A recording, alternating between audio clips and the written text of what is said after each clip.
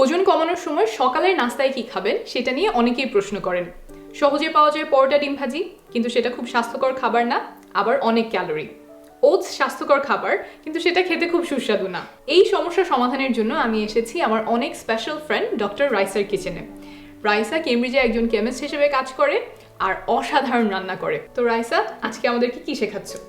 আজকে আমি চিন্তা করেছি বানাবো ব্যানানা প্যানকেক। এটা করতে লাগে কলা, মধু, ডিম আর ওটস। ওকে, অনেকগুলো স্বাস্থ্যকর উপকরণ, খেতে সুস্বাদু হলে এটা কিন্তু খুব চমৎকার একটা সমাধান হয়ে যাবে। এটা খেতে খুব মজা, আমি তোমাকে করে দেখাচ্ছি। আমি প্রায় সকালেই কিন্তু এটা করি। সো এটা করতে প্রথমেই আমি নিব একটা কলা। এই কলাটা আমি ছুলে ম্যাশ করে নেব প্রথমে।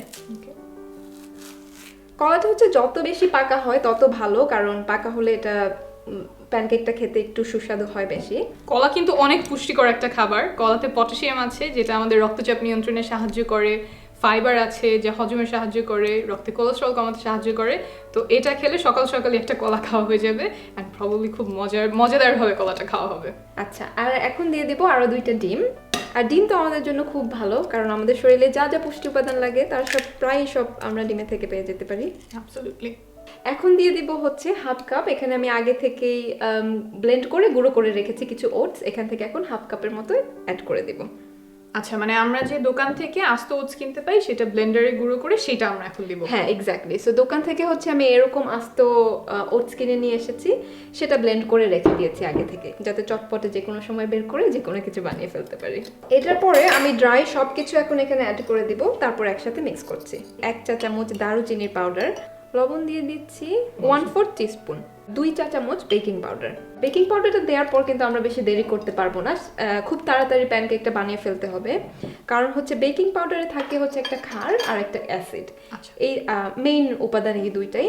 এই দুইটা যখন আমরা পানির সাথে মিক্স করে ফেললাম বা কোনো লিকুইডের সাথে, তখন হচ্ছে একটা রিয়াকশন শুরু হয়ে যায়। এটা কার্বন ডাইঅক্সাইড রিলিজ করে এবং এটা হচ্ছে প্যানকেকটাকে যে ফুলিয়ে একদম ফ্লাফি করে সেটা। সো এটা খুব তাড়াতাড়ি ভেজে ফেলতে হবে যাতে আমাদের এই কার্বন ডাইঅক্সাইডগুলো সব বের হয়ে না যায়। আচ্ছা, তাহলে এখন খুব তাড়াতাড়ি করতে হবে আমাদের। এটার পরে আমরা খুব তাড়াতাড়ি এখন ভেজে ফেলবো। এটা আমি মিক্স করে নিচ্ছি। এরকম হয়ে গেলে তাহলে বুঝবে যে তোমার ব্যাটারটা তৈরি হয়ে গেছে। ওকে, প্রথমে হচ্ছে একদম 1-2 ফোঁটা তেল দিয়ে আমি ব্রাশ করে নিব। আমি এখানে একটা টিস্যু দিয়ে ব্রাশ করে নিচ্ছি পুরো এটাতে, তাতে তেলটা ভালো মতো পুরো প্যানে লাগবে আর বেশি তেলও ইউজ হবে না।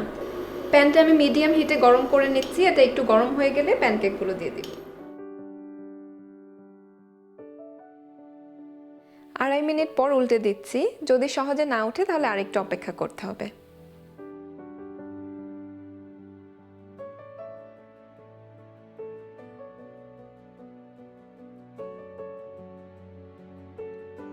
আচ্ছা, আমার প্যানকেক বানানো শেষ হয়ে গেছে। এখন আমরা দুইজনের জন্য আমি সার্ভ করে নেই।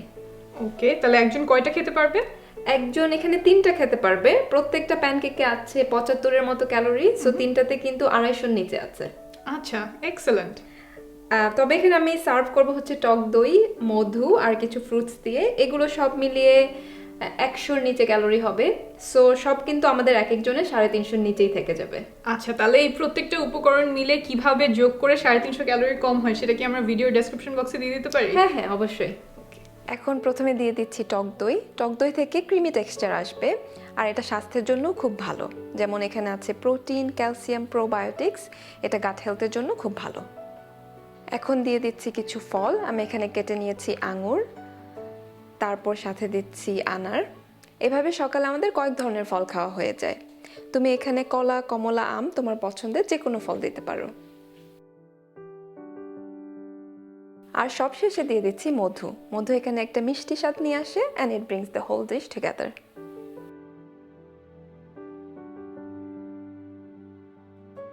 চলো আমরা খাই তাহলে। I hope you like it. Let's see.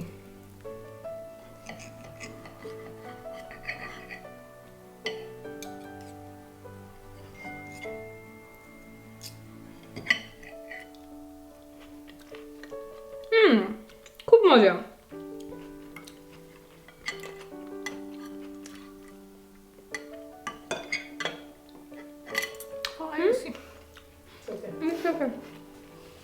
আসলে অনেক মজা হয়েছে।